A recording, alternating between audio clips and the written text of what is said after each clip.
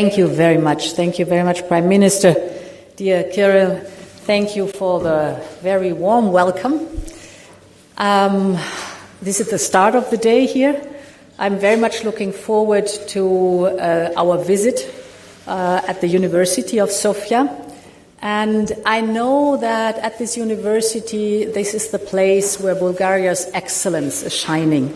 And we've been speaking a lot, the two of us, on the need to combine the scientific excellence with the business sector to develop products that then can really deliver market value. And I know that there are projects that are outstanding, innovative, concrete projects, for example, the satellite technology, where we have a lot of expectations in. Such innovation is instrumental to keep our economy and our society resilient and competitive. So I'm very much looking forward to see innovation made in Europe. And this is innovation that is homegrown. It is for secure technologies, for example, so an invaluable asset in a more and more turbulent world. This, of course, requires investment. And this is why we're here today. Next Generation EU, our big recovery plan worth 800 billion euros that we put up to modernize and reshape our continent for the future generations after the pandemic. Now, with Next Generation EU, we have three priorities. The one is the European Green Deal, very dominant at the moment being the topic of clean energy, of course, because it's not only clean energy, but also secure energy, independent energy, good for the climate, but also good for our independence. The second topic is the digitalization. And the third topic we are investing in is equipping our societies to be stronger and to be more resilient. So today, the European Commission is giving its green light to Bulgaria's recovery and resilience plan. It is an outstanding plan. Almost 60% of the plan supports the green transition. This is significant, and of course it is most welcome, because we need Bulgaria on board on the road towards climate neutrality in the European Union. And if I may quote a few examples for the substance that is in this plan under the umbrella of the European Green Deal, it's, for example, decarbonizing power generation with binding caps on emissions from coal. It is scaling up renewables and energy storage, very important topic. It's reforming the electricity market, investment in smart grids, and we all know in these times how important that is. It is investing in increased interconnections with Romania and Greece, very important to diversify the energy supply that we have, so not to be any more dependent on Russian coal, gas and oil, but to diversify towards reliable suppliers. And almost €1 billion goes for energy renovation and large investments in clean mobility, including electric cars. So you'll see from the examples, this is outstanding. The second topic is the digital transition.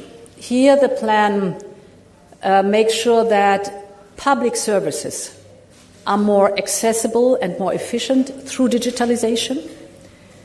The plan makes sure that there's a connection throughout the country with the expansion of high-speed internet in rural areas. And it creates the right conditions for the development of 5G. This is so important, really, to have the whole country connected, digitalized. You know that this is one of the core topics for the future. And almost €450 million will focus on equipping Bulgarian students and Bulgarian workers with the right digital skills for the jobs of the future.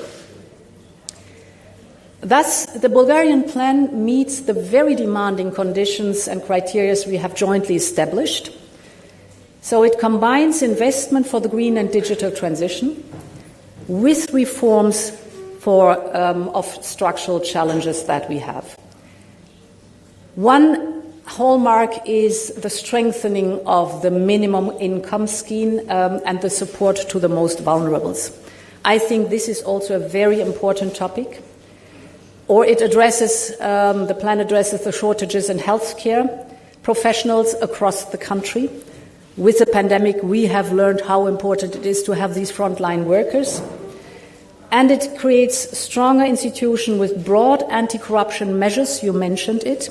And I personally am very glad to see in this plan that you also put a focus on children's access to education, so the possibility for 4 years old and older children to have preschool education is something which is defining their future life, the access to education. Our approval today is an important milestone towards the disbursement, indeed, of 6.3 billion euros over the next years. This is 10% of the GDP. But I would say this is by no means the end of a journey, it's the beginning of a journey. There's a lot of good work ahead of us. And of course, the Commission stands ready always to support. But before I hand you the Commission's assessment, allow me to thank you and to thank the Bulgarian people for your outstanding generosity towards the Ukrainian people that are fleeing the war in Ukraine. You have welcomed more than 130,000 refugees in your country. Many of them are staying. And with no certainty on the end of the conflict, it is important that we mobilize all our efforts to help the refugees and to help the internally displaced. You know that we have flexibilized European funds so that they are immediately accessible for you to cover expenditures for the refugees. There's another step we will take with the online pledging event that we call Stand Up for Ukraine. I convened it together with Prime Minister Justin Trudeau of Canada, and it will take place in Warsaw this Saturday. We want to rally the world to pledge for Ukrainian refugees in Ukraine and outside Ukraine. And I know I can count on Bulgaria's contribution to this global solidarity effort.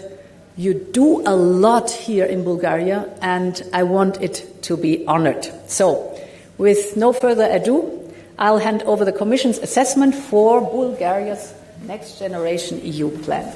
For you, Prime Minister. Thank you so much. Yes.